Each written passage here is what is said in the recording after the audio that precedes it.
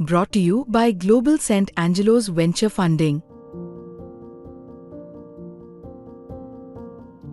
कुठे कमी पडतोय मराठी माणूस असं वाटतं का तुम्हाला? आपण कुठेतरी डोक्यात हे असतं की कष्ट केले की हे होणार आहे. सो फक्त फिजिकल कष्ट नाही तर स्मार्ट कष्ट पण करणं आवश्यक असतं. की आम्ही सगळं काउंटर सेलवरती डिपेंडंट होतो. आम्ही पॅकेज करून ॲक्च्युली ग्राहकांपर्यंत पोहोचतच नव्हतो. महाराष्ट्रीयन लोकांचं मायग्रेशन हे नॅशनली कमी आहे आणि इंटरनॅशनली जास्त आहे. त्याच्यामुळे महाराष्ट्रीयन ब्रँड्स हे स्टेट लेवलला आणि इंटरनॅशनल लेवलला जास्त जातात. तुम्हाला तुमचा पहिला ग्राहक आठवतोय? कोण होता चितळेंचा पहिला ग्राहक? काय त्याने पहिली खरेदी काय झाली होती तुमच्या दुकानात? आम्ही 2017 साली दुकानं 1 ते 4 बंद नाही ठेवायची हा निर्णय घेतला. आणि तो निर्णय झाल्यानंतर काही जे आमचे बरेच जुने ग्राहक होते तर त्या ग्राहकांची पत्र आली आम्हाला की ज्याच्यात त्यांचं म्हणणं होतं की ही पुणेरी प्रथा तुम्ही तोडली. दुकानांवरच जास्त आपण अजूनही अवलंबून राहणं गरजेचं आहे की हळूहळू तुमचं मार्केट जे आहे ते ऑनलाईन शिफ्ट करणं गरजेचं आहे? जर रोज 100 रुपयाचा व्यवसाय भारतात होत असेल तर 4 ते 5 रुपयाचा व्यवसाय फक्त ऑनलाईन होतोय. बाकी 95 रुपयाचा सेल जो आहे तो अजून फिजिकल कॉमर्समध्येच होतो. मी जॉईन झालो तेव्हा मोठा गैरसमज असा होता की चितळे बंधूंनी सगळा व्यवसाय विकला. बापरे. असं म्हणतात की माणसाच्या हृदयाचा मार्ग हा त्याच्या पोटातनं जातो आणि ती नस अगदी परफेक्टली ओळखलेलं महाराष्ट्रातलं एक मोठं कुटुंब आहे, महाराष्ट्राच्याच परिवाराचा हिस्सा आहे असं पण म्हणू शकतो. ती म्हणजे चितळे कुटुंब. आणि याच चितळे बंधूचे पार्टनर इंद्रनील चितळे आज मुंबई तक मध्ये आलेले आहेत. आपण त्यांचं स्वागत करूया. नमस्कार, वेलकम. आणि मला असं वाटतं की असंख्य प्रश्न असतील जे चितळे ग्रुपला महाराष्ट्रातल्या अनेक लोकांच्या मनामध्ये असतील, विचारायचे असतील. मी त्यातल्या काही मुद्द्यांना छेडते आणि लोकांनी सुद्धा त्यांचे प्रश्न टाकावेत खरं तर कॉमेंट बॉक्समध्ये. पण म्हणजे आता तुमची जर्नी कशी सुरू झालेली हे बऱ्यापैकी तुमच्या इंटरव्ह्यूज मधून समोर आलेलं आहे. 13 वर्ष तुम्ही काम करताय. पण मला इथे थोडं तुम्हाला फॅमिली बिझनेसवर आणायचं आहे. कारण की फॅमिली बिझनेस तुमचा आहे, अनेक वर्षांतच तुमचा 75चा सोहळा सुद्धा पार पडलेला आहे. पण एक फॅमिली बिझनेस मध्ये येणं ते तुम्हाला असं का वाटलं की म्हणजे आपण पण या फॅमिली बिझनेसचा भाग झाला पाहिजे? म्हणजे मी याच्या पुढच्या मुद्द्यावर येईन, पण पहिले मला तुमच्याकडनं समजून घ्यायचं आहे की तुम्हाला असं का वाटलं की आपण हा बिझनेस पुढे नेला पाहिजे? सो मला असं वाटतं सगळ्याच व्यवसायांच्या बाबतीत त्यांचं मार्केटिंग खूप महत्त्वाचं असतं ना. आणि तसं म्हणजे आता सध्या आपण पाहतो की ग्रेट प्लेस टू वर्क किंवा कूल प्लेस टू वर्क आणि अशा पद्धतीचे जे काय मार्केटिंग व्यवसाय आता टॅलेंटच्या दृष्टीने करतात. तर तसं मला वाटतं माझ्या आधीच्या पिढीने त्या व्यवसायात ते काय करतायत आणि ते कशा पद्धतीने टेक्नॉलॉजी वापरतायत, ते कशा पद्धतीने नवीन काहीतरी इमारती बांधतायत, फॅक्टरीज करतायत, नवीन काहीतरी ॲडॉप्शन करून परदेशात काहीतरी वेगळं बघतायत किंवा डिजिटायझेशनचा जो काही आमच्याकडे वापर झाला तर तो मी माझ्या काकांना, बाबांना सगळ्यांना इम्प्लिमेंट करताना पाहिलं. सो हे सगळं बघायला मिळालं खूप तरुण वयात एकतर. आणि ते बघायला मिळालं त्याच्यामुळे ते धंदा काहीतरी कूल काम करतोय ह्याचं मार्केटिंग हे नॅचरली होऊन बसलं. आणि ते झाल्यामुळे वेगळं काही करावं असा कधी फारसा प्रश्न पडलाच नाही. आणि जेव्हा ती वेळ आली तेव्हा आय थिंक ते खूप ऑर्गॅनिकली जॉईन झालो, ऑर्गॅनिकली जबाबदारी मिळत गेली आणि ती जबाबदारीतनं पुढे पुढे जात आलो. पण जसा प्रश्न ना खूप राजकारण्यांना खरं तर विचारला जातो की मुख्यमंत्री असतील तर तुम्हाला शाळा कॉलेजमध्ये काही बोलायचे का, फायदा मिळायचा का? पुण्यामध्ये तुमचं एज्युकेशन प्राथमिक जे झालेलं असणार आहे, तुम्हाला पण असे म्हणायचे शाळांमध्ये वगैरे वगैरे हक्काचं समजून की उद्या डब्यामध्ये हे घेऊन ये वगैरे असं काही व्हायचं? व्हायचं ना. आय थिंक फक्त माझ्याच वर्गातले नाही तर लहान मोठे सगळे जे काय वर्गातले मित्र होते शाळेतले सगळ्यांचंच काही ना काहीतरी डिमांड असायची. आणि शाळेची फील्ड ट्रिप असायची एक मुळात की जी अजूनही मी पाहतो. म्हणजे माझे पुतणे किंवा माझे जे मुलं आहेत त्यांच्या शाळेचं सुद्धा आता त्यांना फॅक्टरी बघायला यायचीच असते कायम. तर त्यामुळे ती फील्ड ट्रिपची एक डिमांड जी असते ती कायम असतेच. आणि माझ्या मते खूप चांगलं असतं कारण की तरुण वयात ते बघायला मिळतं तुम्हाला. त्यामुळे कारण की मी हा इंटरव्ह्यू करणार आहे म्हटल्यानंतर मलाच खूप मोठी लिस्ट मिळालेली आहे की चितळ्यांच्या दुकानात आंबा बर्फी आण, बाकरवडी आण. त्यामुळेच हा प्रश्न होता की तुम्हाला तर अशी किती रोज लिस्ट येत असेल. पण मी फॅमिली बिझनेसवर यासाठी म्हणाले कारण मध्ये ना आपण एक साधारणतः मूवीज मध्ये पाहिलेलं असेल तर एक कोणीतरी त्या घराण्यातला ऑडमॅन आउट असायचा की ज्याला असं वाटायचं की मला हे नाही करायचंय, मला माझा काहीतरी वेगळा इंटरेस्ट आहे. म्हणजे अगदी वेकअप सीट मधला तुम्ही रणबीर कपूर आठवा. मी चुकत नसेल तर मराठीमध्ये सुद्धा एक राजवाडे अँड सन्स म्हणून चित्रपट आहे, त्याच्यामध्येही सुद्धा असंच आहे की मला फोर्स करू नका ना, मला नाही वाटत हे करावं असं, मला वेगळं करायचंय. तर असं तुमच्या सोबत किंवा तुमच्या घराण्यात कुणाचं झालंय का? फॉर्च्युनेटली तसं झालेलं नाही अजूनपर्यंत. पण दुसरी गोष्ट अशी आहे की हे होऊ शकतं ह्याचा विचार आम्ही केलेला आहे. सो माझ्या मते ह्याचं जे काय क्रेडिट आहे ते माझ्या आधीच्या पिढीला द्यायला पाहिजे की हार्ड सेलिंग कधी त्यांनी केलं नाही की हेच करायला पाहिजे किंवा तेच करायला पाहिजे. फ्रीडम खूप होतं आणि त्या फ्रीडममुळे ट्रान्सपरन्सी आली. ट्रान्सपरन्सीमुळे काय नक्की चाललंय कंपनी त्याच्याबद्दलची कुठेतरी श्योरिटी ही पुढच्या पिढीला दिसत असते. आणि आता मी, केदार, आम्ही सगळे सुद्धा हाच प्रयत्न करतो की आमच्या पुढच्या पिढीला सुद्धा माहिती असेल की हे घरी नाही बोलायचं, ते नाही करायचं, असं काही नाही. जसं आम्ही लहान असताना आमचं जे घरातलं डायनिंग टेबल होतं तेच कॉन्फरन्स रूम सारखं काम करायचे, कारण सगळी चर्चा तेव्हा तिकडेच व्हायची, कारण तेव्हा टेलिफोनी नव्हती, ई कॉमर्स हे इंटरनेट नव्हतं. सो चर्चा सगळ्या टेबलवरती व्हायच्या. तसे अजूनही त्या चर्चा घरात होतात. आणि वर्क लाईफ बॅलन्स हे ते सगळे जे काय नवीन चॅलेंजेस आहेत, तर त्या दृष्टीने कदाचित संख्या किंवा टक्केवारी कमी झाली असेल. पण पुढच्या पिढीला जर माहिती असेल की व्यवसायात काय चाललंय, काय होतंय आणि त्याच्यात काहीतरी वेगवेगळं चाललंय, ह्याचं त्यांना एक संधी त्याच्यात सामावून घ्यायची आपल्याला मिळत असेल, तर ते ऑर्गॅनिकली जॉईन होतात असं मला वाटतं. फोर्स झालं तर बरेचदा ते बॅकफायरच होतं. त्याच्यामुळे त्या पद्धतीची यंत्रणा उभी करणं ही व्यवसायाची कुठेतरी सक्सेशन प्लॅनिंगची गरज आहे असं मला वाटतं. हा प्रश्न माझा जो पुढचा आहे तो खरं तर मी खूप शेवटाला ठेवला होता, पण आता उल्लेख तुमचा डायनिंग टेबलचा निघाला म्हणूनच की आपल्याकडे एक टिपिकली एक म्हण आहे की प्रत्येक यशस्वी पुरुषाच्या मागे एक स्त्री असते. तुमच्या घराण्यात खूप आहेत, तर अशी कोण आहे ती चितळे घराण्यातली स्त्री किंवा पहिली स्त्री की जिचा या आज सगळा चितळे समूहाचा डोलारा उभा राहिलेला आहे, त्याच्यामध्ये खूप मोठं योगदान आहे? माझ्या ज्या पणजी होत्या, म्हणजे मला त्यांना घरी भेटायचा योग नाही आला, पण जे काय मी माझ्या आजीकडनं ऐकलंय, आईकडनं ऐकलंय, त्यांचं योगदान हे चितळे व्यवसायाच्या दृष्टीने खूप महत्त्वाचं होतं असं मला वाटतं. आणि त्याची म्हणजे दॅट सेट द फाउंडेशन की स्त्रियांची इन्व्हॉल्वमेंट ही व्यवसायात सगळ्या प्रत्येक पिढीत राहिलीच. त्यांच्या बाबतीत बघायला गेलं तर असं होतं की त्यांची 4 मुलं फूड बिझनेसमध्ये आली, उरलेली 2 मुलं जी होती ती पण सक्सेसफुल व्यावसायिक झाली, एक डॉक्टर झाले. तर त्याच्यामुळे या सगळ्या मुलांना घडवताना त्यांना कुठेतरी हे लक्षात आलं की जर एकत्रित पद्धतीने हे व्यवसाय करणार असतील तर ह्यांना इंडिपेंडन्स आधीच द्यायला पाहिजे. आणि त्याच्यामुळे त्यांचा एक नियम होता की किचन हे वेगळंच असलं पाहिजे आणि इंडिपेंडेंटली राहा. त्याच्यामुळे त्यांच्या मुलांनाच त्यांनी हे अर्ली 50s असेल की जेव्हा माझ्या आजोबांची वगैरे लग्न झाली, तर त्या काळीच त्यांना इंडिपेंडंट करून त्यांनी दिलं. हा इंडिपेंडन्स द्यावा या सिस्टीमला ह्याची फोरसाईट त्यांना होती असं मला वाटतं. आणि दॅट बिकेम द फाउंडेशन की ज्याच्या आधारावरती फ्रीडम हा व्यवसायात कायम राहील. आणि व्यवसायाचं मला तेच वाटतं की तो काळानुसार बदलत राहतो, काय तुम्ही करताय हे इव्हॉल्व्ह होत राहतं. आणि ते एव्होल्युशन अडॉप्ट करण्याची जी क्षमता आहे ती तुम्हाला स्वातंत्र्यातून मिळते. आणि ते स्वातंत्र्य जर घरात तुम्हाला असेल तर बाहेर ते तुमच्या कामामध्ये पण दिसतं आणि त्याचा इम्पॅक्ट जो असतो तो खूप चांगला होतो. त्यामुळे कुठेतरी त्यांनी सुरुवात केली असं मला वाटतं. आणि ते माझ्या आजीच्या पिढीत असेल, माझ्या आईच्या पिढीत असेल, माझ्या पिढीत असेल, प्रत्येक ह्याच्यात वेगवेगळ्या पद्धतीने स्त्रिया वेगवेगळ्या रोल्स कॉन्ट्रीब्यूट करतायत आमच्या व्यवसायात आणि ते चालू राहील असं मला वाटतं. अर्थात म्हणजे हे सगळं झिरपत आलेलं असणार आहे खालच्या पुढच्या पिढ्यांपर्यंत. पण जसं तुमची ओळख आहे, म्हणजे आता मला बहुतेक इथे दिसत नाही, पण बहुतेक बिंज बार, येस, ही तुम्ही म्हणजे तुम्ही या समूहामध्ये ऍक्टिव्हली आल्यानंतरचा आलेला हा प्रोडक्ट आहे. तर असं चितळे समूहातल्या कुठल्या स्त्रीने दिलेली एक टिप किंवा असा काही सल्ला किंवा असं कुठलं प्रोडक्ट की ज्याचं क्रेडिट हे पूर्णपणे त्या स्त्रीला जातं? सो हा जो प्रोडक्ट दिसतोय बेसन लाडू, तर बेसन लाडवाची स्टोरी तशीच आहे. कारण की माझ्या आजी दोघी ज्या होत्या त्यांनी त्याच्यावरती खूप कष्ट घेतले होते की एकतर त्या दोघींचा घरी बेसन लाडू किंवा रवा लाडू जो बनतो तो अजूनही आठवतो, आता त्या नाही आहे, पण ती चव एक डोक्यात असते तुमच्या. आणि तशा पद्धतीची घरगुती चव ही तुमच्या प्रोडक्टमध्ये यायला पाहिजे ह्याच्याकरता दोघींनी खूप कष्ट केले.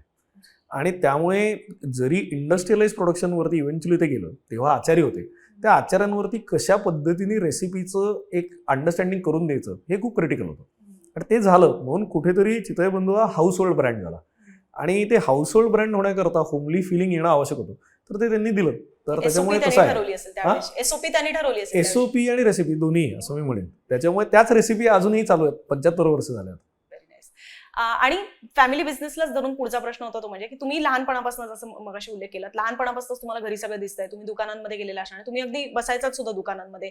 तर अशी कुठली गोष्ट आहे जी तुम्हाला असं वाटतं की उद्या जर कोणी फॅमिली बिझनेस मधला असाच एक तरुण असेल की जो अजून ऍक्टिव्हली त्या समूहात गेलेला नसेल पण उद्या जाऊन त्यालाही तेच करायचं असेल, तर असा कुठला सल्ला द्याल की हे त्याने त्या लहानपणापासूनच किंवा कळत्या वयापासूनच ऑब्झर्व केलं पाहिजे, हे शिकलं पाहिजे, ज्याचा त्याला त्या समूहामध्ये ऍक्टिव्हली उतरल्यानंतर फायदा होऊ शकतो? सो मला असं लक्षात येतं आणि कदाचित माझं उत्तर हे काळानुसार बदलत पण जाईल, पण आत्ता या क्षणी मला जे काय लक्षात येतं ते हे आहे की इव्हेंच्युअली तुमचं एज्युकेशन, टेक्निकल स्किल्स, काय फायनान्शियल स्किल्स, अकाउंटिंग स्किल्स, या सगळ्या गोष्टी मॅन्डेटरी होऊन बसतात.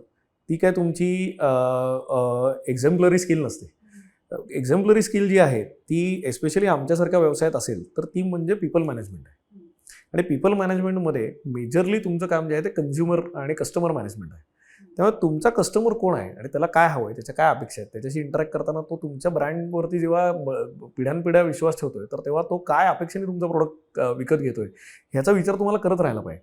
आणि त्यामुळे कस्टमरला ऐकायची एकतर सवय पाहिजे. ते कधी कधी तुम्हाला कटू पद्धतीने बोलतात, कधी कधी खूप ऍक्शनेबल फीडबॅक देतात. हो, कधी कधी खूप ऍक्शनेबल फीडबॅक देतात, फॉलोअप प्रचंड असतो.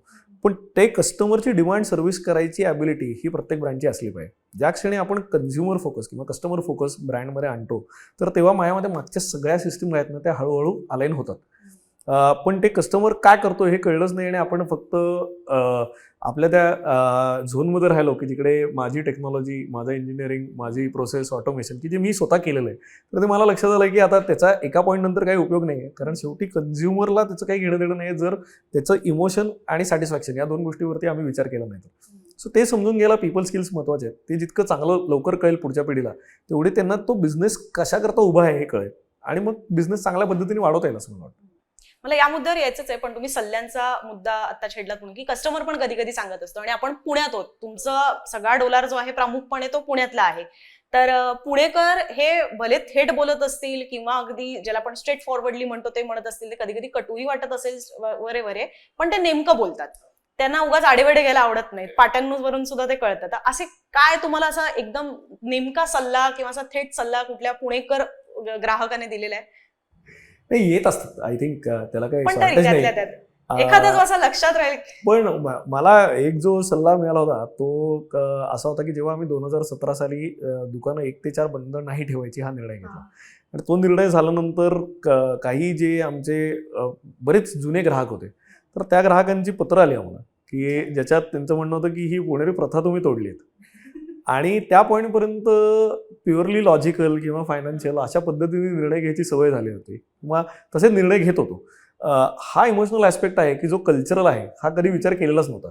मग आम्ही बराच त्याच्यानंतर आता विचार करायला लागलो की कल्चरल एक्सपिरियन्स हा पण महत्त्वाचा आहे आणि फूडमध्ये कल्चर इमोशन अजून जास्त महत्त्वाचं होतं. त्यामुळे तो टच पॉईंट कस्टमरला कसा आपण इमोशनली सिक्युअर करतोय ह्याच्यावरती आपल्याला कायम विचार करत राहायला पाहिजे. कधी कधी आम्ही काही निर्णय न विचार करता केले, ते आम्हाला कस्टमर्सनी सपोर्ट पण केले, पण काही ठिकाणी आम्ही करताना चुका होत असतील तर कस्टमर आम्हाला सावध पण करतो. त्याच्यामुळे हा फीडबॅक ऐकत राहणं हे महत्त्वाचं आहे.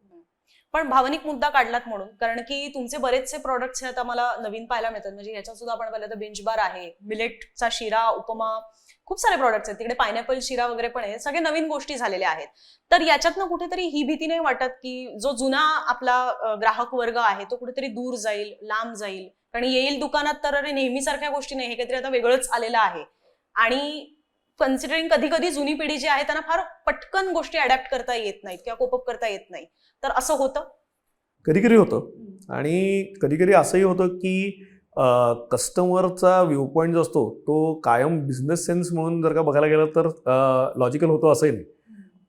पण तिथेच तो इमोशनल इंटेलिजन्स तुम्हाला ब्रँड म्हणून डेव्हलप करायला लागतो आणि तो ओव्हर एक्सपिरियन्सच होतो. असा तो शिकवलं म्हणजे कॉलेजमध्ये शिकवू नाही शकत तुम्हाला इमोशनल इंटेलिजन्स. आणि ते लिसनिंग कसं करायचं आणि ते इन्स्टिट्युशनलाइज कसं करायचं याच्यावरती आमचा कायम प्रयत्न असतो. आणि तुम्ही म्हटलात तसंच आहे की आज आमच्याकडे ॲपवरनं प्रोडक्ट मागवणारा एक तरुण वर्ग आहे की जो त्यांच्या 20ला पण असेल, कदाचित त्यांच्या टीनेजमधला पण असेल आणि 80 वर्षाचे पण कस्टमर आहेत काही, जे मला माहिती आहेत की जे माझ्या आजोबांपासून आमचे कस्टमर आहेत आणि ते अजूनही येतात दुकानात. तर त्याच्यामुळे त्यांना जो स्प्रेड दिसतो तो स्प्रेड इतका वेगवेगळ्या पद्धतीने असतो की त्यांना अपील कसं करायचं याच्याकरता कम्युनिकेशन महत्त्वाचं होतं. तर त्यामुळे कुठे काय होतंय काय नाही आणि ते रिलेशनशिप कसं जपलं जातं हे त्या स्टोर्सवरती पण इम्पॉर्टंट ॲक्टिव्हिटी होऊन बसते. म्हणून बराच वेळ आमचं असं होतं की आम्हाला वाटत होतं की आता पुढचा काळ हा फक्त डिस्ट्रीब्युशनचा असेल की पॅकेज करा आणि डिस्ट्रीब्यूट करा. पण मग गेल्या 2 वर्षात आम्ही स्ट्रॅटेजी आमची रिफाईन केली की ज्याच्यातनं आम्ही डिस्ट्रीब्युशन वाढवतोच आहोत, पण ते करताना मोजके प्रोडक्ट डिस्ट्रीब्युशनमध्ये वाढवतो, पण टच अँड फील आणि ब्रँड एक्सपिरियन्सच्या दृष्टीने दुकानही तेवढ्याच पद्धतीने वाढवतोय आणि ती सगळीकडे जगभर वाढवतोय की ज्याच्यामुळे ब्रँड हा पहिला कस्टमरशी टच करत राहील, प्रोडक्ट हा चॅनलनुसार बदलत जाईल. अशा पद्धतीचं आमची एक यंत्रणा आता बसलेली. पण ग्राहकांबद्दल यासाठी पर्टिक्युलरली, कारण की आपण पाहतोय की आता खूप वेगवेगळे ट्रेंड्स आलेत फूड कन्झ्युम करण्याचे. तुम्ही जे खाताय ते आता जुन्यासारखं नाही राहिलेलं आहे. म्हणजे जुनी पिढी पाहिली तर त्यातले काही जण डायबेटिक असतात, त्यांना मधुमेह असतो. नवीन पिढी पाहिली तर त्यांना साखर आत्तापासूनच लांब ठेवायची असते. त्यात एक व्हिगनवाला एक नवीन ट्रेंड आला आणि म्हणजे तुमच्याकडे तर दुग्धजन्य पदार्थ अनेक आहेत, दूध पण आहे आणि दुग्धजन्य पदार्थ पण आहेत, त्यात हा व्हिगन ट्रेंड आलेला आहे. तर हे सगळे तुम्हाला कितपत म्हणजे चॅलेंजेस वाटतात?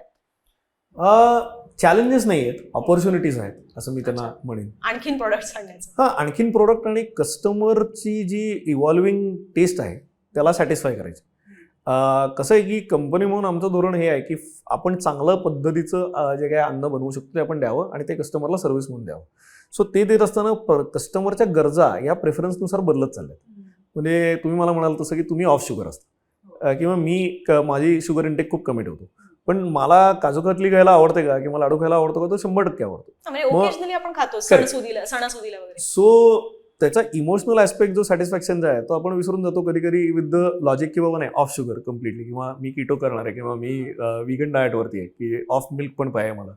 सो ते करताना बरेचदा लोक डाएटवरती काय राहू शकत नाहीत कारण की इमोशनली त्यांना ते फूड सॅटिस्फाय करत नाही.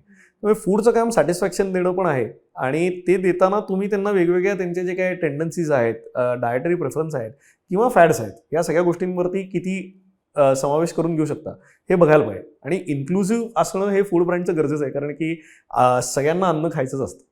तर तो फॅक्टर पाहता आम्ही पण आता ते बघतोय की जिकडे आमच्याकडे आता लॅक्टोस इंटॉलरंट लोकांकरता मिल्क फ्री प्रोडक्ट्स आहेत, नो ॲडेड शुगरवाले आमच्याकडे प्रोडक्ट आहेत. आता इथे तुम्ही पाहता तसं मिलेटचे प्रोडक्ट आहेत की जे खिचडी उपवास फ्रेंडलीपर्यंत सगळ्या लेवलला आम्ही त्याच्यात गेलेलो, किंवा बेक प्रोडक्ट्सची रेंज आमची वाढवली आहे. आम्ही रेडी टू ईट आता सिंगल सर्व प्रोडक्ट्स लॉन्च केलेत की जसा हा पायनॅपल शिरा आहे की जिकडे न्यूक्लिअर फॅमिलीजमध्ये 2 लोकांना तेवढंच खायचं असतं. पोर्शन कंट्रोल नवीन एक पॉईंट सुरू झालेला आहे. सो त्या पद्धतीच्या इव्हॉल्विंग ट्रेंड्सना पुढे कॅप्चर करणं आवश्यक पण आहेच आहे.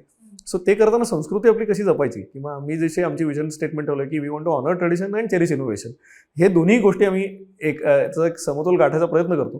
ते होत जातं असं मला वाटतं.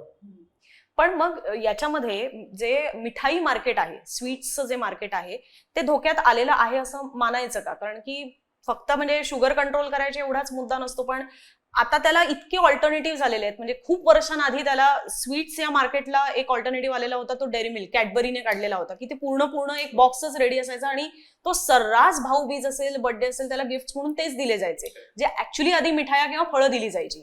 तर तसंच अजून आता हे नवनवीन जे ट्रेंड्स येतात त्याच्यामुळे मिठाई मार्केट हे धोक्यात आलेलं आहे का, की त्याला आजही तुम्हाला तसा रिस्पॉन्स मिळतोय? ऑफटेक त्याचा काही कमी होतोय असं वाटत नाही आणि तो तसा कमी होईल असंही नाही. ऑफटेकची स्टाईल बदलेल आणि ती बदलती स्टाईल आहे त्याला अडॉप्ट करणं हे गरजेचं आहे. म्हणजे आता चॉकलेट इंडस्ट्रीशी मिठाई इंडस्ट्रीने बरेच एकेकाळी मार्केट शेअर लूज केला. त्याचं कारण असं होतं की आम्ही सगळं काउंटर सेलवरती डिपेंडंट होतो. आम्ही पॅकेज करून ॲक्च्युली ग्राहकांपर्यंत पोहोचतच नव्हतो. आमची अपेक्षा होती की ग्राहकांनी आमच्याकडे यावं आणि घेऊन जावं. सो तिथून चॉकलेट इंडस्ट्रीने काय केलं की सगळं पॅकेज केलं आणि त्यांना एका बॉक्समध्ये पॅकेज करून गिफ्टिंग फ्रेंडली केलं. हे समजून घ्यायला आमच्या इंडस्ट्रीला थोडा वेळ लागला आणि त्याचं तंत्रज्ञान नव्हतं कारण की गरज नव्हती, कारण की सगळा जो सेल होता तो काउंटरवरतीच होत होता. सो ती जेव्हा अडॉप्ट झाली तर तेव्हा आत्ता असं कुठेही दिसत नाही की डाऊनवर्ड ट्रेंड मिठाई कन्झम्पशनच्या बाबतीत होतोय. ऑफकोर्स त्याच्यात जे साईडचे पॉकेट्स आहेत की जिकडे या मिठाईच बरोबर फक्त चॉकलेट्सच नाही तर आता वेस्टर्न डेझर्ट्स आलेले आहेत, फॉरेन डेझर्ट्स वेगळे आलेले आहेत, बखलावासारखे टर्किश आणि मिडल ईस्टर्न डेलिकसीज आपल्याकडे यायला लागलेले आहेत, कुकीज आणि बेक्ड गोष्टी आलेल्या आहेत. सो या सगळ्या गोष्टींचा बुके पण तुमच्या पोर्टफोलिओमध्ये असला तर तुम्ही जे फ्रिंज कस्टमर लूज करायची ॲबिलिटी असते ती करत नाही आणि कधी कधी या कस्टमरला तुम्ही अपसेलिंग पण करू शकता आणि जो त्याचाच एक कस्टमर असतो त्याला तुम्ही क्रॉस सेलिंग पण करू शकता. असे दोन्ही फायदे त्याच्यात करता येतात. त्याच्यामुळे बुके बनवत राहणं आणि इव्हॉल्व्ह करत राहणं हे माझ्या मते ब्रँड मॅनेजमेंटचंच काम आहे. चितळ्यांचा पुढचा प्लॅन काय आहे? म्हणजे आता तुम्ही एक एक टप्पे पार केलेत, तुम्ही मधल्या काळातले सांगितले, बेंच बार्स असतील किंवा शुगर फ्री स्वीट्स असतील वगैरे. आता पुढचं काय टार्गेट आहे? कारण की खूप रॅपिडली या सगळ्या गोष्टी बदलत चाललेल्या आहेत. म्हणजे आता सर्रास प्रत्येक घरामध्ये नवरा बायको वर्किंग असतात, न्यूक्लिअर फॅमिलीज खूप होत चाललेल्या आहेत, त्याच्यात त्यांचं वर्क लाईफ बॅलन्स नसतो, त्यामुळे बऱ्याचदा जेवण बाहेरूनच होत असतात. पण त्यात पण असं असतं की ते बाहेरचं जेवण पण खूप कंटाळा आलेलं असतो, म्हणून घरचंच जेवण बाहेर कशा पद्धतीने मिळते हाही एक प्रयत्न असतो. पण पोळी भाजी केंद्रातनं स्विगी झोमॅटो डिलिव्हरी देत नसतं. असे असंख्य प्रॉब्लेम्स आहेत. ह्या सगळ्या ऑडियन्सला सुद्धा काही केटर करण्यासाठी डोक्यात आहे का? काय आम्ही आमचं इंटरनल धोरण आता या 75 वर्षाला असं घेतलंय की 100व्या वर्षी चितळे बंधू कसे असतील याचा आम्ही विचार करत होतो. आणि तो विचार करत असताना आम्ही इंटरनल आम्हाला एक लक्षात काय आलं की बरेच प्रेफरन्सेस बदलणार आहेत, बरेच प्रोडक्ट्स इव्हॉल्व्ह होणार आहेत. कॉन्स्टंट काय राहणार आहे की माणसाला भूक तर लागणार आहे, त्याच्यामुळे तो खात राहणार आहे, तर त्याच्यामुळे कन्झम्पशन हा प्रॉब्लेम नाही. मग काय पद्धतीचं खाणार आहे तर एकतर पर कॅपिटा इन्कम वाढणार आहे, त्याच्यामुळे इन्फॉर्म चॉईसेस असणार आहेत. वुमन इन वर्कफोर्स वाढणार आहेत, त्याच्यामुळे दोघांनाही किचनमध्ये स्पेंड करायला वेळ कमी असणार आहे. त्यामुळे occasional spending in kitchen will be occasional आणि consumption will be regularised through outside supply असं होईल. आणि त्यात अर्बनायझेशन इतक्या प्रमाणात वाढतंय की आपण नाही म्हटलं तरी 2-1 तास तर कम्युटमध्येच घालवणार आहोत. मग हे सगळं पाहता ग्राहकांचं कन्झम्पशन दिवसभरात वेगवेगळ्या पद्धतीने केलं तर 4 मेजर मील्स ग्राहक खातात. की ब्रेकफास्ट असतो की जिथे आता M-Square सारखा एक प्रोडक्ट आला आहे की खिचडी पोहे हे ब्रेकफास्टला नॉर्मली खाल्ले जातात. ते हेल्दी कसे करता येतील हा प्रयत्न. मग लंच असतं, डिनर असतं. त्या मील्समध्ये आम्ही ऑलरेडी एक्सपोर्ट तर करतोच, भारतात पण काही वर्षात लॉन्च करू की जेव्हा ती वायबिलिटी त्याची येईल. आणि त्याचबरोबरीने डेझर्ट्स आहेत. हां, मग मील्स बनवतो आम्ही की राईस आणि ग्रेव्ही किंवा करी आणि ग्रेव्ही, 2 वेगळ्या करीज. किंवा आता लवकरच आमचं फ्रोझनचं प्लांट सुरू होतोय की ज्याच्यातनं आम्ही आता इव्हन नान आणि पराठे पण द्यायला लागणार आहोत. तर कारण की फ्रोझनवरती आम्ही बेट जास्त करतोय पुढच्या काळात की तिथे प्रिझर्वेटिव्स लागत नाहीत. त्याच्यामुळे कोल्ड चेन एफिशियंट जशा होत चालल्या आहेत तर तसं त्याच्यावरती हेल्दियर फूड देणं चांगलं चाललंय. आणि म्हणून आम्ही हे बघतोय की प्रत्येक मील जे कन्झ्युम करू शकेल त्याच्यात आम्ही इम्प्रूव्ड न्यूट्रिशन पर एव्हरी ग्रॅम सोल्ड कसं करू शकतो हे आमचं धोरण आम्ही ठेवलेलं आहे. आणि त्यामुळे ही व्हॅल्यू क्रिएट करून देणं कस्टमर करता याच्यावरती आमचा फोकस आहे. आणि एक बऱ्याचदा नोटीस केलं जातं की महाराष्ट्रातले जे ब्रँड्स आहेत ते फारसे आपल्याला महाराष्ट्राच्या बाहेर पाहायला मिळत नाहीत. म्हणजे तुमचे आउटलेट्स आहेतच, बऱ्याच ठिकाणी आहेत, अगदी परदेशात सुद्धा. कारण मी तुमच्या एक्सपोस्टवर पाहिलेलं होतं की मला आता तो देश आठवत नाही, पण तिकडे बाकरवड्यांचे बॉक्स पाहून ती व्यक्ती फार खुश झालेली होती आणि तिने तुम्हाला त्याच्याद्वारे व्यक्त केलेल्या होत्या भावना. पण हे जेवढं आपल्याला हल्दीराम पाहायला मिळतं, बालाजी पाहायला मिळतं, असे खूप सारखे काय ब्रँड्स आहेत. कुठे काय होतंय की ज्याच्यामुळे आपल्याला सरसकट अजून भारतभर एखादा मराठी ब्रँड तेवढा मोठ्या लेवलला पाहायला मिळत नाहीये आणि जी कपॅसिटी आहे पण होत नाहीये का? FMCGच्या बाबतीत जर का बघायला गेलं तर मला असं वाटतं हा पर्टिक्युलर प्रॉब्लेम थोडा जास्त मोठा आहे. म्हणजे इंजिनिअरिंगमध्ये बघायला गेलात किंवा टेक्नॉलॉजीमध्ये बघायला गेलात तर आपल्याकडे नॅशनल ब्रँड्स आहेत की जे मराठमोळे आहेत. पण FMCGमध्ये नाही आहेत. त्याचं कारण असं एक वाटतं मला की महाराष्ट्र इतका एक सज्ज असं राष्ट्र आहे की जिकडे बाहेरच्या राज्यांमधनं लोक आपल्याकडे खूप येतात. आपली लोक बाहेरच्या राज्यांमध्ये जात नाहीत, ती गेली तर परदेशात पहिली जातात. तर त्याच्यामुळे महाराष्ट्रीयन लोकांचं मायग्रेशन हे नॅशनली कमी आहे आणि इंटरनॅशनली जास्त आहे. त्याच्यामुळे महाराष्ट्रीयन ब्रँड्स हे स्टेट लेवलला आणि इंटरनॅशनल लेवलला जास्त जातात. आणि त्याची डिमांड जर का महाराष्ट्रीयन क्युझिनची बाहेर महाराष्ट्राच्या तेवढी कायम नसेल तर त्याचं कारण असं आहे मायग्रेशन त्यांचं तेवढं नाही आहे. तर मग फक्त महाराष्ट्रीयन क्युझिन म्हणून अपील करण्याकरता कधी कधी चॅलेंजेस होते. आता ते सुटत चाललेले आहेत. आणि आपण पाहतोय की आता अमृतुल्य आपले महाराष्ट्राची आहेत की जी भारतभर व्यवसाय करतात. मिसळीच्या काही चेन्स आहेत, चाटच्या काही चेन्स आहेत, पुण्यातल्याच आहेत की ज्या आता जगभर धंदा करतात.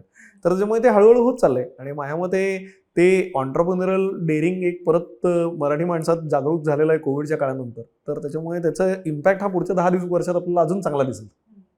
पण त्याच्यामध्ये अशी म्हणजे आता खास करून तुमचं मिठाईचं असल्यामुळे किंवा सुरुवात मिठाईपासून झालेली असल्यामुळे अशी मराठी कुठली मिठाई आहे की ज्याला भारतभर काय सगळ्या राज्यांमध्ये असायला हवं असं नाहीये, पण प्रॉमिनंट राज्यांमध्ये किंवा मेजॉरिटीमध्ये त्याला डिमांड असते. आता महाराष्ट्रात आपण बऱ्याचदा पाहतो असतात तर सगळेच स्वीट्स अवेलेबल, पण रसगुल्ला म्हटलं की मग बंगाल आठवतं, जिलेबी फाफडा वगैरे म्हटलं की मग गुजरात आठवतं. अशा प्रत्येकांच्या आपापल्या राज्यांच्या स्वीट डिशच्या ओळख आहेत. आपल्याकडे पण असंख्य आहेत. आपली बासुंदी, आपली पुरणपोळी आहेत, असंख्य आहेत, अगदी आमरसापासून सगळे वगैरे. पण असं कुठलं आहे का मराठी स्वीट डिश की ज्याला भारतभर डिमांड असते आणि तिकडे स्कोप आहे, तिकडे जाऊ शकतात मराठी ब्रँड्स? महाराष्ट्राचं एक तसं महत्त्वाचं पीक बघायला गेलं तर ते म्हणजे आंबा आहे.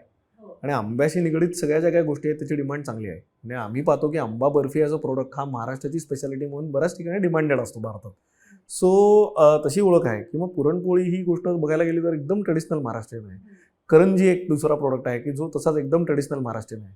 तर त्यांची डिमांड सगळीकडे असते, वर्षभर असते.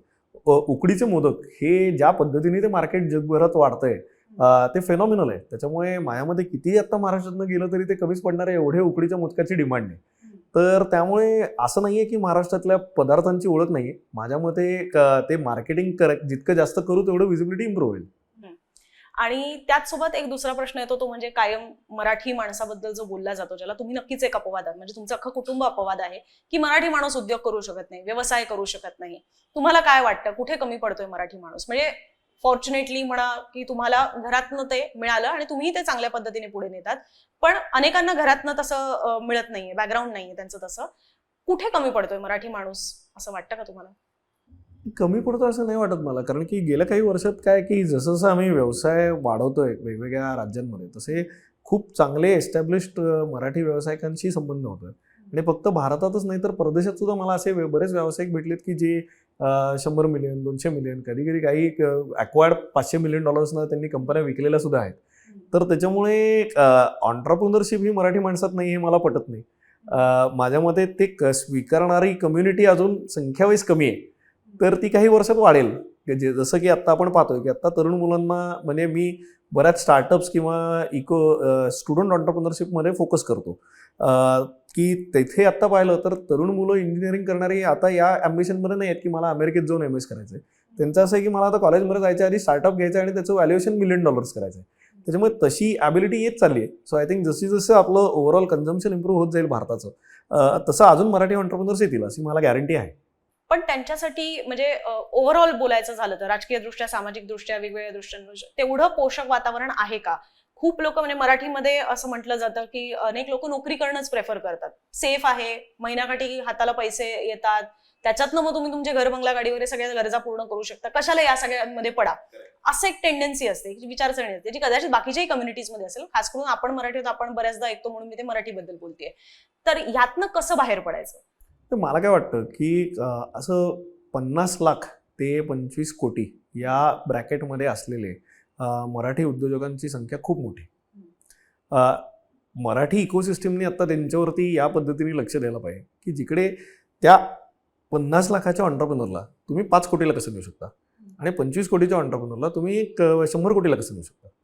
प्रत्येक जण त्याच्यातलं जर का आपण म्हटलं की जर आता 10,000 लोक आहेत की जी त्या कॅटेगरीमध्ये असतील, त्याच्यातली 2,000 जरी या कॅटेगरीतनं पुढे जम्प करू शकले तर ते त्यांच्या खाली अजून 10,000 नवीन सब डीलर्स, कॉन्ट्रॅक्टर्स, काहीतरी पद्धतीचे वेंडर्स या पद्धतीची एक इकोसिस्टम करतील की जी व्यावसायिकांची असेल. त्याच्यामुळे तो पिरामिड जो इफेक्ट आहे तर तो बॉटम ऑफ द पिरामिड एकतर मोठा केला पाहिजे आणि जसा जसा पिरामिड उंच होतोय तसा तो खेचला पण पाहिजे. तर ह्याच्याकरता आय थिंक आपण कुठेतरी एक कम्युनिटी म्हणून व्यवसाय बिल्ड करायला आपल्याबरोबरच्या आणि आजूबाजूच्या इकोसिस्टममध्ये इन्व्हेस्ट केलं पाहिजे. ते करत राहू, तसं पुढे जाऊ असं मला वाटतं. ते बरोबर आहे. तुम्ही म्हणता की व्यवसाय करणारी लोक आहेत, उद्योग करणारी लोक आहेत, पण त्याचा ब्रँड नाही बनत आहे.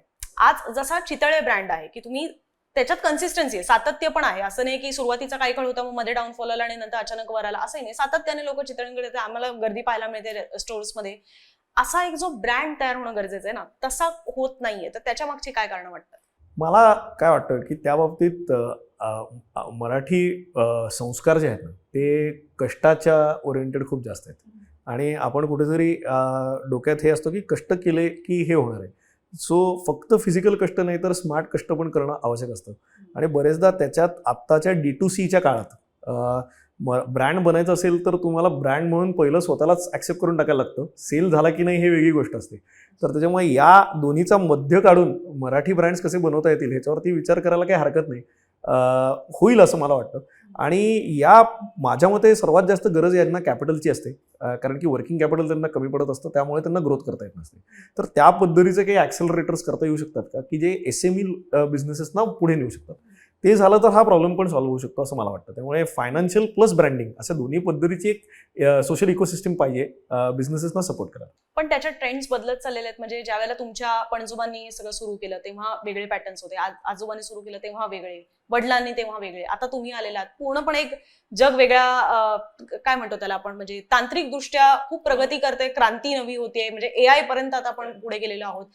काय आत्ताच्या घडीला असं वाटतं की हे चॅलेंजेस असणार आहेत की जे नवीन तुम्ही म्हणून सुद्धा, तुम्ही तरुण आहात आणि येणारे सुद्धा जी तरुण पिढी असेल त्यांच्यासाठी कुठले कुठले चॅलेंजेस ठरतील बिझनेसमध्ये आणि ते त्यांनी आत्तापासूनच शिकून घेणं गरजेचं आहे? माझ्या मते एक मेजर चॅलेंज हा असणार आहे की रिस्किलिंग ऑफ पीपल हे खूप गरजेचं आहे. म्हणजे मला सुद्धा आता वाटतं की मी गेले 2-3 महिने कष्ट घेतल्यानंतर आता मला ChatGPT आणि जनरेटिव्ह AI नीट वापरायला थोडाफार जमायला लागला आहे की जिकडे प्रॉम्प्ट कसे द्यायचे मला थोडंफार शिकता येते. आता पुढची पिढी त्याच्याकरता अजून जास्त स्ट्रॉंग आहे, कारण की त्यांना आता गुगल सर्च नाही तर ChatGPTला विचारू हे नॅचरल झालेलं आहे एका जनरेशनला. सो हे जे रिस्किलिंग मला पण करायला लागतंय माझ्याकरता, तर तसं प्रत्येकाला त्या टेक्नॉलॉजी अडॉप्शन करता करायला लागणार आहे, कारण की डेव्हलपमेंट ऑफ टेक्नॉलॉजी हे माणसाच्या डेव्हलपमेंटपेक्षा फास्ट होत चाललेलं आहे. आणि ती कर्व आपल्याला समजून घेणं तरी गरजेचं आहे, कारण ती नाही झाली तर मग कुठेतरी आपण ऑब्सोलेसन्सकडे जातो.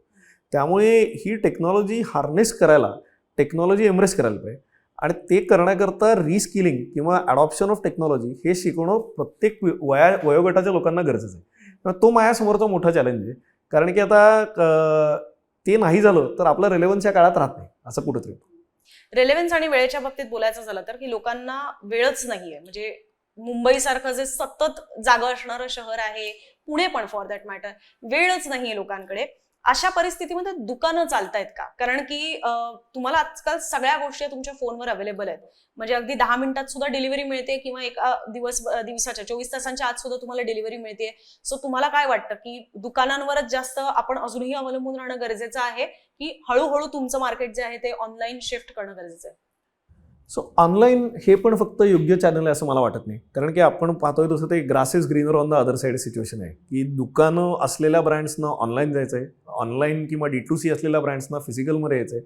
तर त्याच्यामुळे दोघांनाही दोन्ही मार्केट प्लेसेसमध्ये व्यवसाय करायचा आहे. जर स्टॅटिस्टिक्स बघायला गेलं तर अमेरिकेसारख्या विकसित देशात ई कॉमर्सवरनं टोटल होणारा सेल जो आहे त्यांच्या टोटल सेलच्या पर्सेंटेजमधला तो 20% आला. तो कोविडच्या काळात 20% जे स्टोअर गेला होता तो सेटल होऊन कोविड नंतर परत साधारण 14-15% आलाय, जे काही मी एक वर्षभरापूर्वी पाहिलं होतं त्या डेटा. भारतात तो आता 2 का 4% आहे फक्त. आणि उरलेलं म्हणजे तसं बघायला गेलं तर जर रोज 100 रुपयाचा व्यवसाय भारतात होत असेल तर 4 ते 5 रुपयाचा व्यवसाय फक्त ऑनलाईन होतोय. बाकी 95 रुपयाचा सेल जो आहे तो अजून फिजिकल कॉमर्समध्येच होतोय.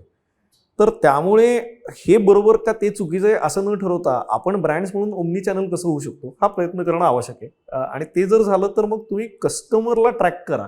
कस्टमर कुठल्याही चॅनलमधून तुमच्या ब्रँडला पिकअप करू शकतो. म्हणून ब्रँड तुमचा कस्टमरच्या डोक्यात आहे का हे तुमचं मार्केटिंगचं गणित झालं. ब्रँड म्हणून तुम्ही कस्टमरला जिथे पाहिजे तिकडे अवेलेबल आहात का हे तुमचं सप्लाय चेन आणि सेल्सचं गणित झालं.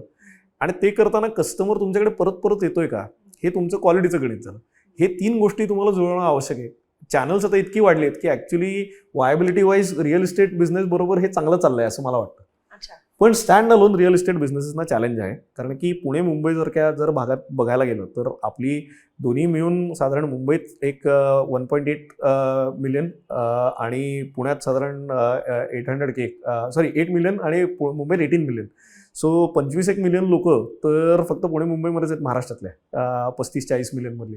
सो या 2 मार्केट प्लेसेसमध्येच रिअल इस्टेटच्या कॉस्टेस इतक्या ह्यूज झालेल्या आहेत की ते करताना त्याचं चर्निंग तेवढं फास्ट होत नाही असं मला वाटतं.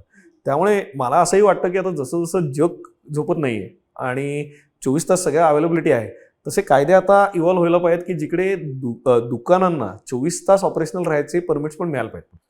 तसा मध्ये प्रयोग पण झालेला होता एक नाईट लाईफचा, तो फक्त हायवेज कोविडमुळे अनफॉर्च्युनेटली बंद झालं. पण तर ते रिवाईव्ह केलं पाहिजे असं मला वाटतं. कारण त्याच्याने real estate asset utilisation improve होईल. कारण आता काय होतं की मला काय खंत वाटते ती ही आहे की आम्ही भाडं भरतो 24 तासाचं आणि ऑपरेशनल असतो 12 तास. तर इंजिनियर माझ्यातला जो आहे त्याला हे एक दिसतं की ऑपरेशनल एफिशियन्सी 50% आहे. तर ते इम्प्रूव्ह करता आलं तर काय. आणि मग तिथे परत दुसरा हा प्रश्न येतो की वर्क लाईफ बॅलन्सचं काय होणार लोकांच्या, कारण 24 तास करायचं असेल रात्री सुरू तर ठेवूच शकतो ना. म्हणजे सो त्यामुळे टेक्नॉलॉजी एम्ब्रेस करून हे केलं तरच ते शक्य असं मला वाटतं. अच्छा, म्हणजे दुकानं जर फुल फ्लेज सुरू ठेवायची असतील तर त्याला 24 तास असलं पाहिजे. सर्व्हिस सेक्टर 24 तास सुरू असतं तसं आता हे पण असायला हवं तुमचं मध्ये. नाही तर परत थोडं चितळींकडे येते. मला विचारायचं आहे की तुम्हाला तुमचा पहिला ग्राहक आठवतोय की कोण होता? चितळींचा पहिला ग्राहक काय, त्याने पहिली खरेदी काय झाली होती तुमच्या दुकानातून?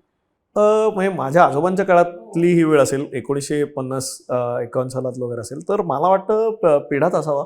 कारण की दूध असायचं, दुधाचा खवा केला जायचा आणि खव्यातनं इझिएस्ट बनवायचा प्रोडक्ट जो होता तो पेढा होता. त्याच्यामुळे माझा अंदाज आहे की तो पेढा असावा. त्याच्या बिलाची ॲज सच कॉपी नाही आहे, पण कधीतरी शोधायला पाहिजे असं मला वाटतं. आता तुमच्याशी चर्चा झाल्यानंतर की काहीतरी असलं रेकॉर्ड तर आम्ही शोधतो नक्की त्याचं. पण तुम्ही मूळचे सांगलीच आहे बरोबर, म्हणजे कुटुंब हे खरं तर सांगलीतनं आहे. मग सांगलीतनं उठून तुम्हाला मुंबईत का नाही यावं असं वाटलं? कारण की आपल्याकडे फक्त महाराष्ट्रात नाही, अख्ख्या देशभरातनं लोकांना उठून मुंबईत यावं असं वाटतं. आपलं म्हणजे यशस्वी काही करायचं असेल तर किंवा एक स्कोप सगळ्यात जास्त असेल तर तुम्ही पुणे का निवडलं, म्हणजे मुंबईत का नाही? सो इनफॅक्ट पहिली सुरुवात चितळींची मुंबईतनंच झाली. आणि माझ्या आजोबांचे जे मोठे भाऊ होते तर ते पार्टनरशिपमध्ये मुंबईत एक दुकान पण चालवत होते. आणि तेव्हा आमचा फक्त दुग्धजन्य पदार्थांचा व्यवसाय होता आणि त्यामुळे B2B व्यवसाय जास्त होत होता. सो त्यांना काय लक्षात आलं की त्या काळी प्रिझर्वेशन दुधाचं करण्याची काही तंत्रज्ञान नव्हतं. मग ते नसल्यामुळे रिपीट कस्टमर मुंबईसारख्या मार्केटमध्ये नव्हता, कारण की मुंबई तेव्हाही महागच होतं. आणि मग दुधाचे प्रोडक्ट विकायला रिपीट कस्टमर असलेलं मार्केट कुठलं, म्हणून खरं आम्ही पुण्याला शिफ्ट झालो. त्याच्यामुळे व्यवसाय हा बघायला गेला तर चितळी बंधूंचा पहिला सुरुवात ही मुंबईमध्येच झाली. आणि म्हणून माझ्या आजोबांना गुजराती पण खूप चांगलं बोलता यायचं तेव्हा, आणि ते सुरतला त्यांनी काम केलेलं होतं आणि त्यामुळे ते मुंबईला येऊन नॅचरली पहिले रिलोकेट झाले. आणि मग नंतर दोघं भावंडांनी ठरवलं की पुण्यात यावं. अच्छा. आणि पुणेरी पाट्या खरं तर जाम फेमस आहेत, पण तुमच्या दुकानावरची पाटी म्हणजे बाकरवडी संपली अशी असायची. तर ती का आणि ती बंद कशी झाली? म्हणजे कुठून कोणाला हे जाणवलं की नाही आता ह्या पाट्या नाही लागल्या पाहिजेत, जेवढी माणसं येतील त्या सगळ्यांना बाकरवड्या मिळाल्या पाहिजेत, की अजूनही ती पाटी लागते? नाही, आता मला नाही आठवत तशी पाटी आता लागली असेल बरेच वर्षात. पण त्याचं जे काही क्रेडिट आहे ते माझ्या आजोबांना जातं, कारण आजोबांना हे लक्षात आलं की या प्रोडक्टची डिमांड वाढते आणि हाताने बनवून हा पूर्ण नाही आहे. तर त्याच्यामुळे त्यांनी माझे वडील आणि काका दोघांना हे प्रोजेक्ट दिलं की 80 सालात त्यावेळेस त्यांनी ठरवलं की बाकरवडीचं ऑटोमेशन करूयात आपण, कारण की टेक्नॉलॉजी वापरली नाही तर आपल्याला पुरवता येणार नाही. आणि ते केल्यामुळे मल्टी स्टेजेसमध्ये 5 ते 6 वर्ष वेगवेगळ्या पद्धतीने वेगवेगळ्या देशात जाऊन त्यांना ती टेक्नॉलॉजी सापडली, ॲडॉप्ट करायला लागली, त्याच्यावर ट्रायल झाल्या. आणि असं करून माझ्यामध्ये 87-88 साली घेतलेला प्रोजेक्ट 94 साली बाकरवडी मशीनवरती बनायला लागली पूर्ण. तर त्याच्यामुळे आता त्याला 30 वर्ष झाली. तर ते 7-8 वर्ष जे कष्ट दोघांनी घेतले त्याच्यातनं हे इंडिजिनायझेशन त्याचं झालं आणि स्केलिंग अप झालं. आणि स्केलिंग अप होताना ऑटोमेशन झाल्यामुळे चुका कमी झाल्या, त्यामुळे ती कुठेतरी व्हॉल्यूमची गरज होती ती पुरवता आली आणि ती वाढवत गेलो त्याच्यानंतर. त्याच्यामुळे तशी वेळ आता येत नाही. पण ती जेव्हा मॅनमेड असायची, प्रत्यक्ष महिला वर्ग किंवा कामगार वर्ग तिकडे बनवत होता, तेव्हा ती किती खप बनायचा आणि ती ऑटोमेशनवर आल्यानंतर किती खप बनायला लागला? सो मी 94 सालचं जर काय कॅल्क्युलेशन बघायला गेलं तर तेव्हा दिवसभरात 300 किलो विकली जायची, ती तासाला 300 किलो बनवायला लागली आता तेव्हा. ओके. अच्छा, म्हणजे दिवसभराचं हे एका तासावरती आलं. मशीन. त्याच्यामुळे तुम्ही इमॅजिन करू शकता की बापरे. 12-16 अच्छा. तास काम केलं तर किती आउटपुट तेव्हा यायचं असं. ओके. अच्छा. आणि बाकरवडी तर आम्ही ऐकलेली आहे की म्हणजे गुजरातला ते गेलेले होते, तिकडनं ते सुचलं वगैरे वगैरे, पण बाकीचं असं कुठला प्रोडक्ट आहे की ते सगळे इकडचेच आहेत आणि इकडचेच मग तुम्ही विकायला लागलात, की आणखीन अशा प्रोडक्टची काही हिस्ट्री आहे? म्हणजे कुठून सुचतात ते पदार्थ? मी मागे एकदा नाचणीचे वेफर्स वगैरे का शेव, खरं तर शेव पाहिली होती. आता पण ह्यात वेगवेगळे पदार्थ आहेत. तर हे पदार्थ म्हणजे कुठून सुचतात? कसं ठरवता तुम्ही की हा आपण सुरू केला पाहिजे वगैरे? ॲज अ प्रमोटर फॅमिली आमचं कामच हे आहे की कस्टमर्सना रोज काहीतरी नवीन देत राहणं, आणि ते देताना आम्हाला फॉर्च्युनेटली मल्टिपल चॅनल्स आहेत, त्याच्यामुळे टेस्टिंग करणं खूप सोपं पडतं. हे काही नाही झालं एकच बॅच केली तर दुकानात मध्ये विकता येते, ती विकून कस्टमर फ्रेश फीडबॅक देतो, परत जर का डिमांड केली तर ते चांगलं आहे मग परत बनवायला लागतो आम्ही आणि मग रिफाईन करतो. ते होऊन जर का एक 6 महिने टिकलं तरच मग आम्ही पॅकेजिंगमध्ये जातो आणि मग डिस्ट्रीब्युशन करायला लागतो. तर त्याच्यामुळे ही इंटरनल प्रोडक्ट डेव्हलपमेंटची कर्व आहे ती माझ्यामध्ये कल्चरली टॉप डाऊन आहे. मॅनेजमेंट त्याच्यात खूप इन्व्हॉल्ड असते आणि आता आमची खूप चांगली R&D टीम आहे की जी वेगवेगळ्या पैलूंवरती R&D मध्ये काम करत असते. काही लोक फक्त न्यू प्रोडक्ट डेव्हलपमेंटवरती काम करत असतात, काही लोक फक्त इम्प्रूव्हमेंट्सवरती काम करत असतात, काही लोक डेव्हलपमेंट्सवरती काम करत असतात की जिकडे आम्हाला काय पॅकेजिंग इव्हॉल्व होतोय, 6 महिन्याच्या ऐवजी 9 महिने पाहिजे तर लेयर्स बदलायला पाहिजेत, काय कधी कधी तुम्हाला काहीतरी कायद्यानुसार बदल होत असतात की जिकडे हा कलर परमिटेड नसतो, तो फ्लेवर परमिटेड नसतो.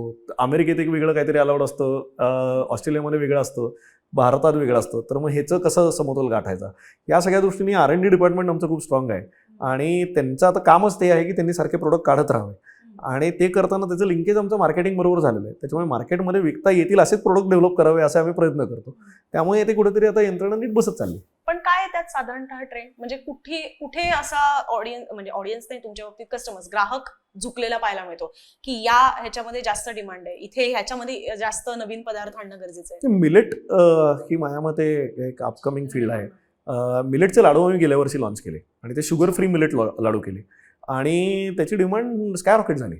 तर त्याच्यामुळे आता ते कुठेतरी आम्हाला लक्षात आलं की अरे हे पॅकेज करायला पाहिजे, कारण की आता फक्त लूज विकण्यापेक्षा व्हॉल्यूम्स पुढे जात चाललेत आणि मग पॅकेजिंग केलं तर ते अजून जास्त कस्टमर्स खातील.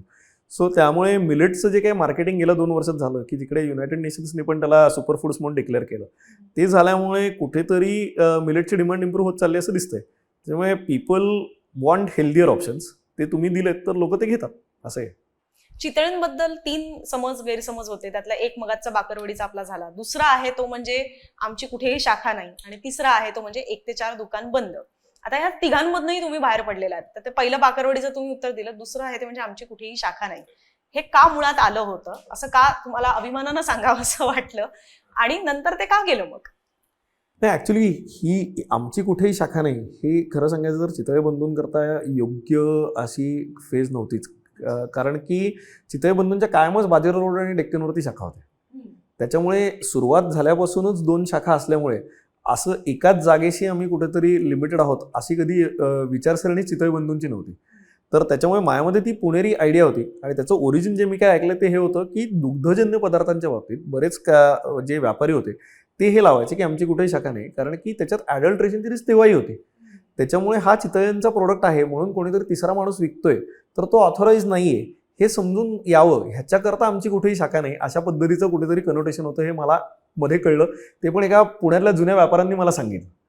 तर त्याच्यामुळे ते अजून तशा पद्धतीने व्यवसाय करतात की जिकडे त्यांचं गावात दुकान आहे तिकडे कस्टमर येतो, रोज तेवढा लॉयल कस्टमर येऊन ते बोलतात, चर्चा करतात.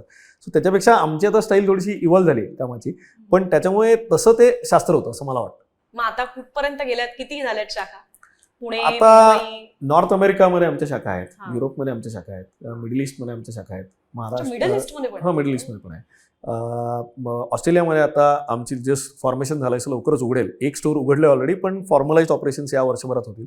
आता राहिलंय फक्त आफ्रिका आणि साऊथ अमेरिका, बाकी भारतात तर आहेतच. तर त्यामुळे म्हणजे सगळीकडे महाराष्ट्राबाहेर चाललंय. कुठे कुठे? महाराष्ट्राबाहेर गोव्यामध्ये आहेत, नंतर बऱ्याच मेजर एअरपोर्ट्समध्ये आहेत. तर त्याच्यामुळे आम्ही आता फक्त फिजिकल एक्सपिरियन्स स्टोर्स नाही तर आता किऑस्क स्टोर्समध्ये पण जातोय की जिकडे लवकरच तुम्हाला आता मुंबई मेट्रोमध्ये आमचे स्टोर्स दिसायला लागतील, ते पुणे मेट्रोमध्ये पण दिसतील. तर त्याच्यामुळे त्याचं आता काम चाललंय की जिकडे गुढीपाडव्याला मुंबईत काही 4 स्टोर्स तुम्हाला चालू झालेले दिसतील. सो असं मल्टी टियर एंगेजमेंट स्टोर्सच्या बाबतीत पण आम्ही करतोय. आणि तिसरा समज जो होता तो 1 ते 4 बंदवाला. मुळात ही कॉन्सेप्टच 1 ते 4 बंदवाली फायनान्शियली किंवा बिझनेस मॉडेलच्या हिशोबाने परवडणारी होती? ती तेव्हा होती जेव्हा दुकानं स्वतःची होती. आणि ते करताना एक म्हणजे वर्क लाईफ बॅलन्सचा भाग बघायला गेला तर आता आपण पाहतो की आफ्टरनून सिएस्टा तुमची प्रोडक्टिव्हिटी इम्प्रूव्ह करतो. फक्त ते पुण्यात झालं म्हणून कुठेतरी लोकांना आवडलं नाही. पण आय थिंक ती गरज होती तेव्हा, कारण की सिस्टीम ड्रिव्हन धंदा नव्हता, ऑन्टरप्रेन्योर ड्रिव्हन धंदा होता. आणि माझ्या आजोबांची पिढी, वडिलांची पिढी सकाळी 4 वाजता उठायचे कारण की दुधाचा व्यवसाय सांभाळायचा असायचा. मग 8-8:30ला दुकान उघडायचे, ते रात्री 10पर्यंत दुकान चालायचं आणि परत सकाळी त्यांचा 4 वाजता दिवस सुरू झालेला असायचा.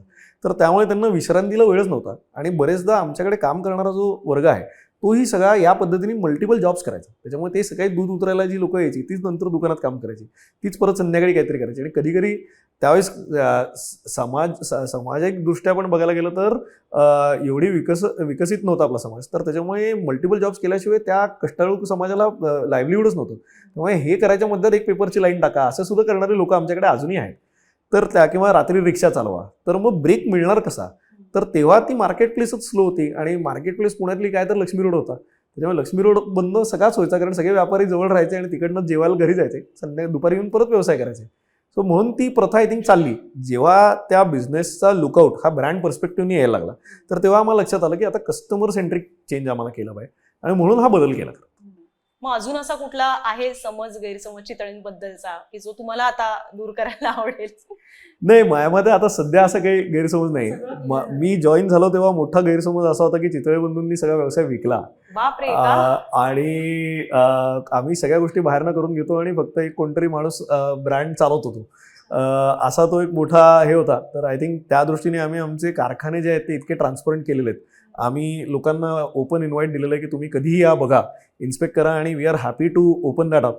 त्यामुळे ती ट्रान्सपरन्सी आम्ही कस्टमरकडे बिल्ड करायचा प्रयत्न करतो की जिकडे फक्त फूडबद्दल नाही तर प्रोसेस, त्याचं सोर्सिंग, त्याचं हायजीन, त्याची कंट्रोल, हे सगळे आम्हाला दाखवायचे. आणि ते केल्यानंतर ब्रँडशी कस्टमर कुठेतरी एक नातं जुळेल असं आम्हाला वाटतं. त्यामुळे वी आर ओपन, कधी आम्हाला तुम्ही इन्स्पेक्ट करू शकता, असं आमची ॲबिलिटी आहे आता. अगदी शेवटाकडे येते की 2 मतप्रवाह आहेत सध्या, म्हणजे तुम्ही पण सोशल मीडियावर बऱ्यापैकी ऍक्टिव्ह आहात, तुम्ही पाहत असाल. एकाचं असं म्हणणं आहे की अजिबातच वर्क लाईफ बॅलन्स नाहीये, म्हणजे आम्ही सततच ऑफिसमध्ये जातो आणि ऑफिसमधनं घरी आलो तरी मीटिंग्स असतात, फोन्स असतात, असं सगळं सुरू आहे. आणि एक असा मतप्रवाह आहे की ज्यांचं म्हणणं आहे की हेच तर वय आहे, आता तुम्ही नाही करणार तर कधी करणार? 40 नंतर, म्हणजे एकदम ते ZNMD सारखे डायलॉग सारखे, मी 40 नंतर माझे सगळे छंद पूर्ण करेन.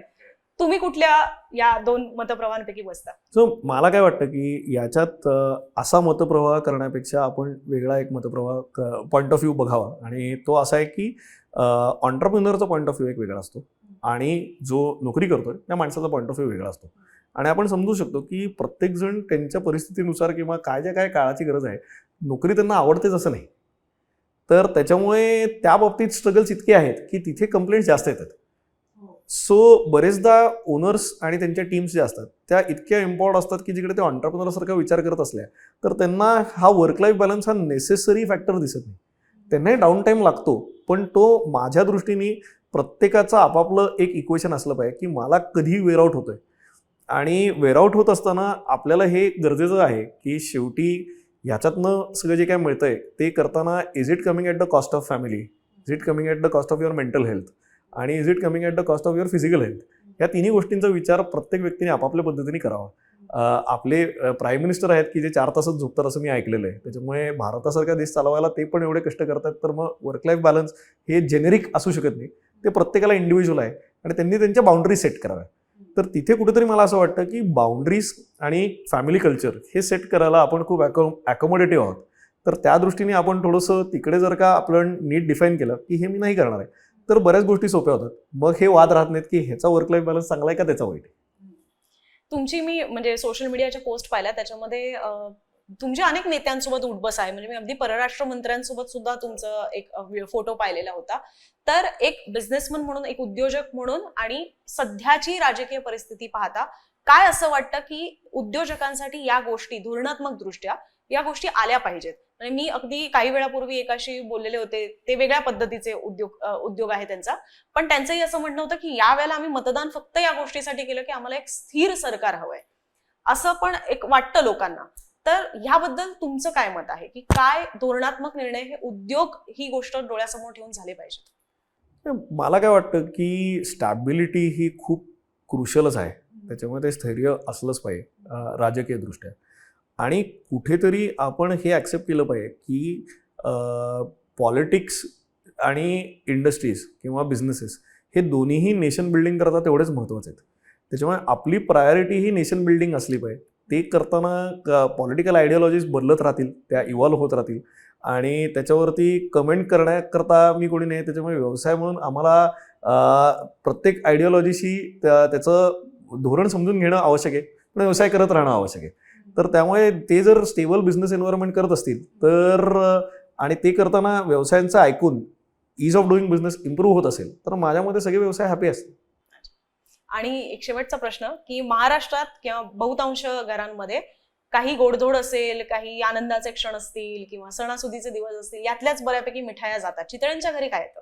तुम्ही काय खाता? की म्हणजे आमच्याकडे चांगला दिवस असेल की आम्ही ही खातो मिठाई. अजूनही आमच्याकडे ती मिठाई स्टोअर मध्ये मिळत नाही.